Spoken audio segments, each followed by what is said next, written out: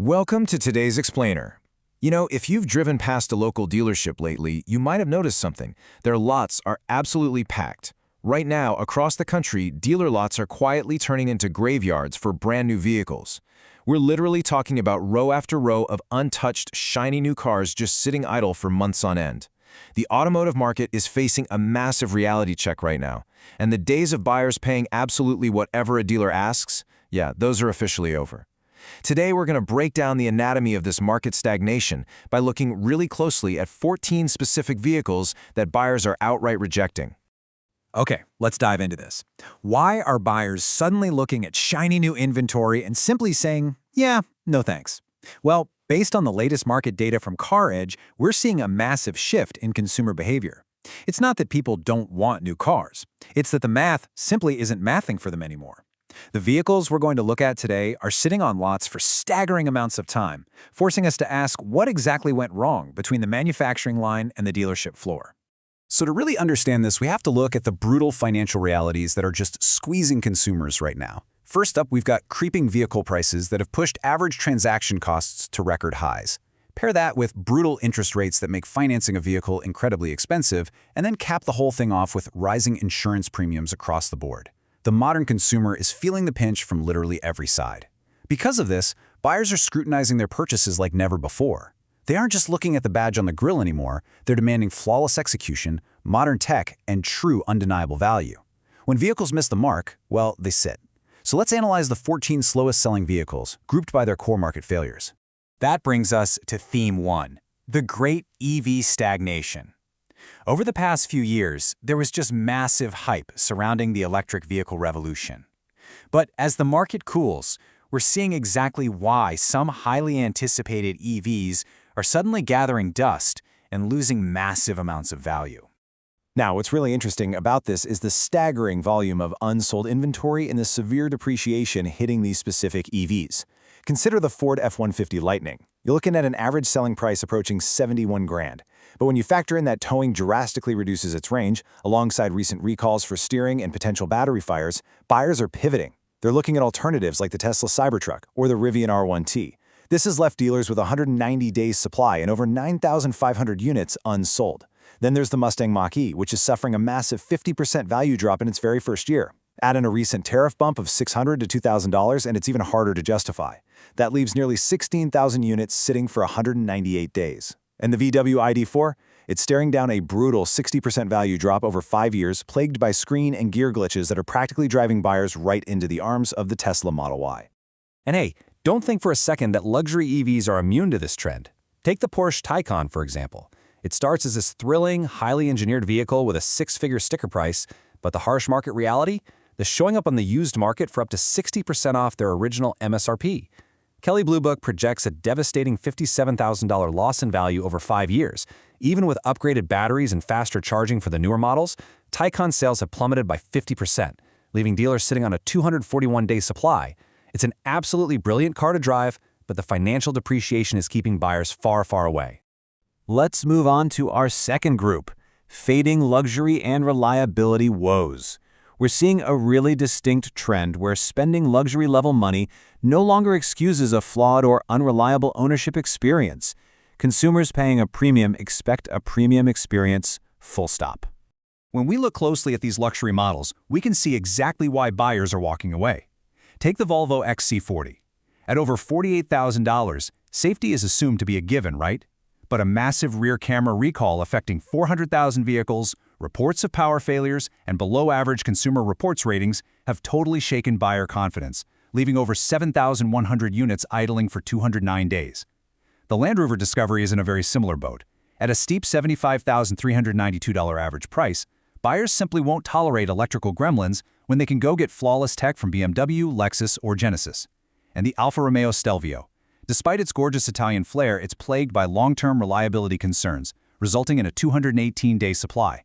The message from the market here is crystal clear. Luxury branding simply cannot hide below-average reliability. Nothing humanizes this data quite like hearing directly from the owners themselves.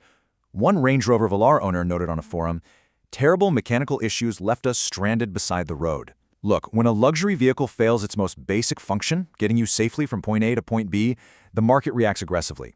The Velar is actually facing discontinuation. Right now, it's sitting at a 241-day supply with over 3,300 unsold units, largely due to well-known timing chain failures.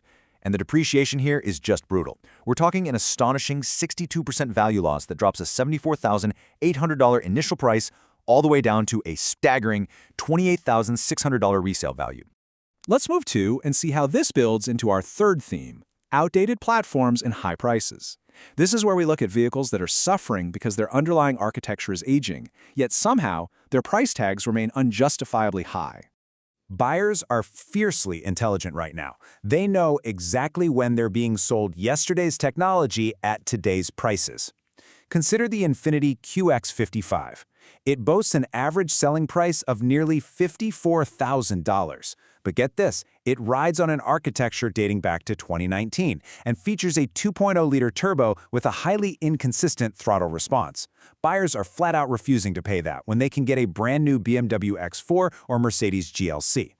Then there's the Nissan Murano. It finally got an update, but they dropped the beloved 3.5-liter V6 for a weaker four-cylinder. Combine that with broader brand turmoil and quality concerns, and you've got nearly 15,000 units just sitting there. Finally, the Cadillac CT4 hasn't seen a full redesign in 5 years. At over $47,000, it feels a major step behind fresher South Korean and Japanese rivals from Genesis and Lexus. All right, here we go. The climax, the ultimate lot warmers. We're about to look at the absolute worst-selling vehicles currently stagnating on dealer lots, and I mean stagnating. These aren't just sitting for a few months. These models have been collecting dust for around a full year, and sometimes even longer.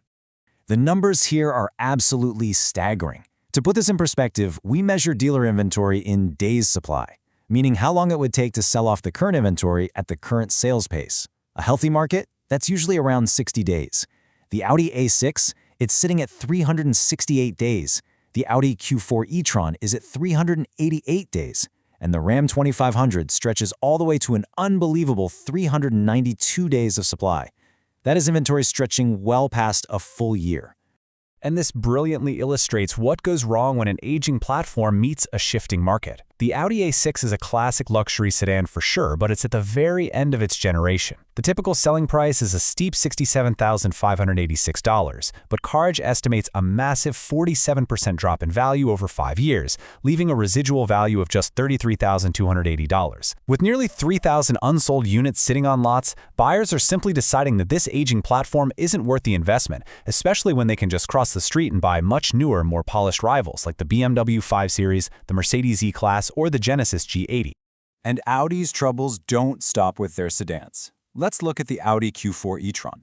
This was supposed to be their stylish entry into the compact luxury EV space. Instead, it's basically a masterclass in market disconnect. There's a staggering 388 days of supply, with over 25,000 units looking for a home. Why? Poor real-world reliability. Owners are dealing with software glitches and charging port issues, things you absolutely do not want to deal with in a premium EV. Consequently, buyers are abandoning it in favor of better range, more reliable competitors like the Tesla Model Y, the Hyundai Ioniq 5, and the Kia EV6. Which brings us to this number, 392. 392 days. That is the staggering market day supply for the Ram 2500. With over 8,100 units unsold across the country, it officially holds the title of the absolute slowest-selling vehicle on the market today. So the crucial point is understanding exactly how a hugely popular truck segment got to this point. We're looking at a classic standoff between automaker expectations and consumer reality. Stellantis unveiled redesigned models hoping to recoup lost profits, but they set the sticker prices incredibly high. These are utility buyers, people who need these trucks for work, and they are simply refusing to meet these inflated price points.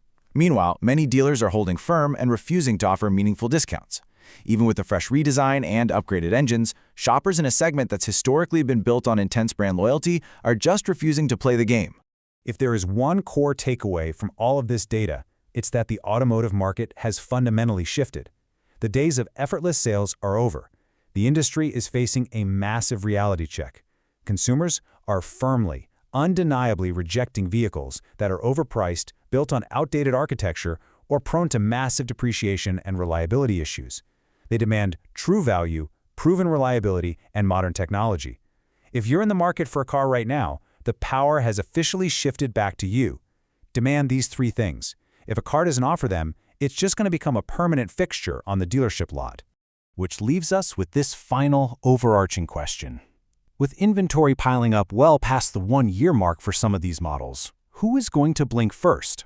Will the automakers and dealers finally slash prices to clear out this massive backlog? Or will consumers eventually accept the new normal of high prices and depreciation?